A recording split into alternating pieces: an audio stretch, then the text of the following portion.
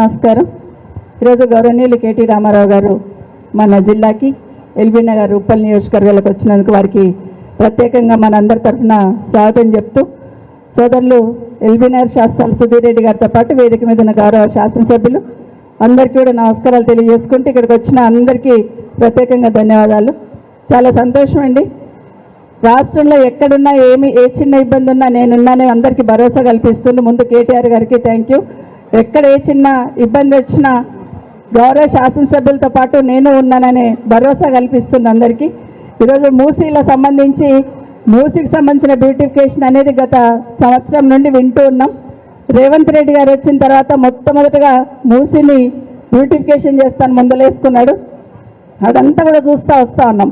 అంటే ఇప్పుడు సుధీర్ రెడ్డి గారు మాట్లాడితే యాజ్ ఎ చైర్మన్గా ఆ రోజు మూసీ రివర్ ఫ్రంట్ చైర్మన్గా ఏ విధంగా ప్లాన్ చేస్తున్నాం, కేసీఆర్ ఏ విధంగా ఆలోచించున్నారు అనేది ఒక్కొక్కటి వివరించి చెప్తున్నారు. నిజంగా కేసీఆర్ గారి దగ్గరికి వెళ్ళినప్పుడు అభివృద్ధి అంటే ప్రజల్ని ఇబ్బంది పెట్టడం కాదు, ప్రజలు నక్కున చేర్చుకొని వాళ్ళకు అనుకూలంగా అభివృద్ధి చేయాలనేది కేసీఆర్ గారు ఎప్పుడు చెప్తూ ఉండేవాడు. ఉదాహరణకి మనకు ఎల్బీ నగర్కి మహేష్కి అవినాభావ సంబంధం ఉంటుంది.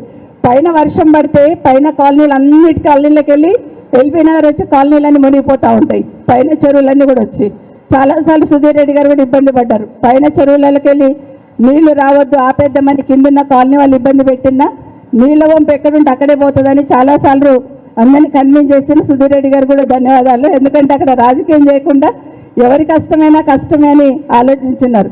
ఆ సందర్భంలో ఎస్ఎన్డిపి నాలాలు కట్టాలని కేసీఆర్ గారు మాకు సలహా ఇచ్చినప్పుడు ఒక్క మాట మాకు అందరికీ కూడా చెప్తున్నారు, నీళ్ల వంపు ఎట్లుంది అట్లనే ఎస్ఎన్డిపి నాలబోవాలని వితండవాదం తీసుకురాకండి. నీళ్ల వంపు ఒక్కొక్కసారి కాలువలన్నీ కూడా కబ్జాలు అయిపోయి ఇండ్లు కట్టి ఉంటారు కాబట్టి అట్లా తీసుకోకుండా రోడ్లు వెంబడి తీసుకోండి ఎస్ఎన్డిపి నాలని చెప్పి, అంటే అభివృద్ధిలో కూడా మానవత్వాన్ని చూపించినారు కేసీఆర్ గారు. కానీ ఈరోజు రేవంత్ రెడ్డి గారు ప్రజలు ఎంత ఏడుస్తుంటే అంత రాక్షసానందం పొందుతున్నట్టుగా అనిపిస్తూ ఉంది. నిజంగా ఎక్కడ చూసినా కూడా ఈరోజు మూసీలో దాదాపుగా 1,00,000 కుటుంబాలు ఎఫెక్ట్ అవుతాయని చెప్తా ఉన్నారు. నిజంగా మూసీ బ్యూటిఫికేషన్ వాళ్ళు అనుకున్నట్టు తీసుకుంటే 1,00,000 కుటుంబాలు ఎఫెక్ట్ అవుతాయని ఇప్పటికే స్పష్టంగా అర్థమవుతా ఉంది. ఒకటి మాత్రం నాకు అర్థమవుతుంది, కేసీఆర్ గారేమో ఉన్న 10 సంవత్సరాలు ఏదైనా జాగా ఉంటే తీసుకొని డబుల్ బెడ్రూమ్ ఇల్లు కట్టి పేదవాళ్ళకి ఇవ్వాలని ఒక సంకల్పంతో 9 సంవత్సరాల్లో 1,00,000 డబుల్ బెడ్రూమ్ ఇల్లు కేసీఆర్ గారితే 4 సంవత్సరాల్లో 1,00,000 ఇల్లు కూలుస్తాను రేవంత్ రెడ్డి గారు కంకణం కట్టుకున్నట్టుగా అనిపిస్తుంది ఈరోజు. కానీ ఈరోజు అదే కేసీఆర్ గారు ఉండుంటే ఈరోజు మూసీకి సంబంధించిన బ్యూటిఫికేషన్ చేసేవాడు.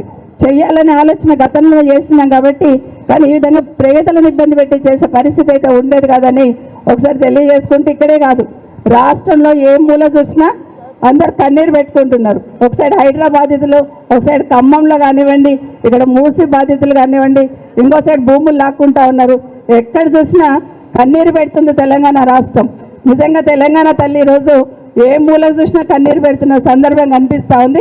అందుకే పాలన చేసేవాళ్ళు, ముఖ్యమంత్రి స్థానంలో ఉన్న వాళ్ళు మానవత్వంతో పాలన చేస్తే రాష్ట్రం ఎట్లుంటుందనేది కేసీఆర్ గారు చేసి చూపించున్నారు. ఒక విజన్తో, ఒక మానవత్వంతో ఖచ్చితంగా ఇక్కడ ఉన్న వాళ్ళందరికీ కూడా సుధీర్ రెడ్డి గారు అయితే భరోసా ఇచ్చున్నారో, ఎక్కడైనా ఎవరికైనా ప్రభుత్వం తరఫున ఇబ్బంది అయితే మనమున్నామనే భరోసా బీఆర్ఎస్ పార్టీ తరఫున ఇద్దామని అందరూ కూడా తెలియజేసుకుంటూ జై తెలంగాణ, జై కేసీఆర్.